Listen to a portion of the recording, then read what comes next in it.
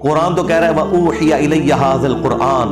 لِأُنذِرَكُم بِهِ وَمَن بَلَغَ۔ اے نبی تم فرماؤ قرآن مجھے اللہ نے اس لیے وحی کیا کہ میں اس کے ذریعے تمہیں آخرت کا ڈر سناؤں، جس تک یہ کتاب پہنچ جائے اس کتاب کے ذریعے آخرت کا ڈر۔ رسول اللہ کا وصی قرآن، آپ کا خلیفہ قرآن، آپ صلی اللہ علیہ وآلہ وسلم کی آخری وصیت قرآن، انسٹرومنٹ آف دعوت قرآن، ھدی للناس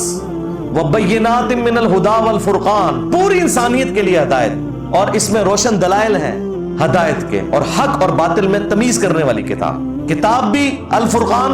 اور صاحب قرآن بھی الفرقان، جو بخاری میں حدیث ہے محمد فرق بین الناس، محمد لوگوں میں حق اور باطل میں فرق ہے صلی اللہ علیہ وآلہ وسلم۔ تو قرآن کو تو ہم نے پیٹ کے پیچھے ڈالا ہوا ہے۔ سورۃ الفرقان میں اللہ تعالیٰ نے فرمایا کہ قیامت کے دن رسول اللہ شکایت کریں گے،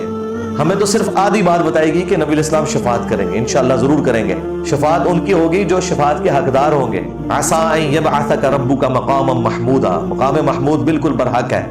لیکن یہ آیت ہمیں کیوں نہیں بتائی؟ وقال الرسول یا رب ان قوم اتخذوا هذا القرآن مہجورا، رسول اللہ شکایت کریں گے کہ میری امت نے قرآن کو پیٹھ کے پیچھے ڈال دیا تھا۔ جس کی شکایت ہو رہی ہوگی،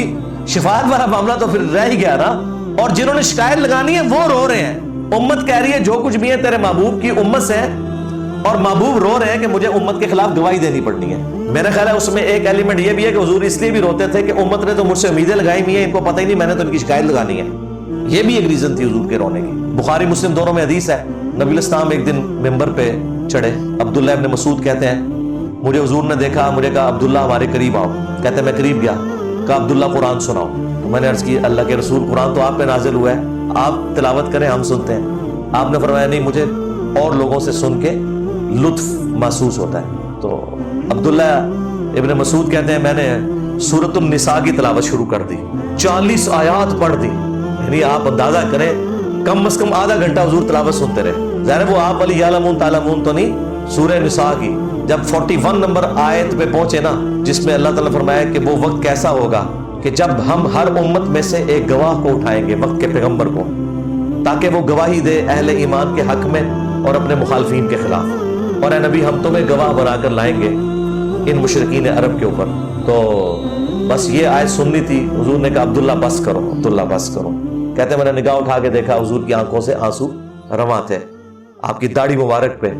آ چکے تھے کہ مجھے اپنی امت کے خلاف گواہی دینی پڑے گی قرآن کے انکار کرنے کی وجہ سے جو امت نے کیا۔ یعنی جنہوں نے ہماری شفاعت کرنی ہے وہ تو یہ رو رہے ہیں کہ شفاعت کیا، میں نے تو ان کی شکایت لگانی ہے کہ انہوں نے قرآن پہ عمل نہیں کیا، اور امت کیا کہہ رہی ہے جو کچھ بھی ہے تیرے محبوب کی امت سے، تو محبوب تو پہلے ہی بتا گئے۔ بخاری مسلم میں حدیث ہے، نبی علیہ السلام نے فرمایا دیکھنا کوئی شخص مال غنیمت میں زکوٰۃ کے معاملات میں خرد برد نہ کرے، ایسا نہ ہو قیامت کے دن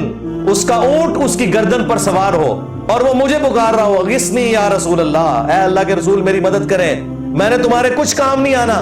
میں نے تمہیں دنیا میں بتا دیا تھا کہ اللہ کا حق ادا کرنا ہے اپنے مال مویشی میں، کہیں ایسا نہ ہو کسی کی گردن پہ اس کی گائے سوار ہو اور وہ کہے اغثنی یا رسول اللہ، اے اللہ کے رسول میری مدد کریں، میں تمہارے کچھ کام نہیں آؤں گا، میں نے تمہیں دنیا میں بتا دیا تھا۔ اچھا حیران کن بات بتاؤں، یہ ایک یعنی تفنن والی بات بھی ہے اور لمحہ فکریہ بھی ہے۔ جب ہم میٹرک میں تھے نا تو اس وقت انجمن طلباء اسلام ایک بریلویوں کی تنظیم ہوتی تھی، دعوت اسلامی تو بعد میں منظر عام پہ آئی بڑے لیول کے اوپر، تو انہوں نے باقاعدہ نا اتنے بیچ بنوائے ہوئے تھے، ان پہ لکھا ہوتا تھا اغثنی یا رسول اللہ۔ آج بھی جو اسلامیہ یونیورسٹی بھاولپور ہے نا، وہاں پہ ATI کا ہی ہولڈ ہے،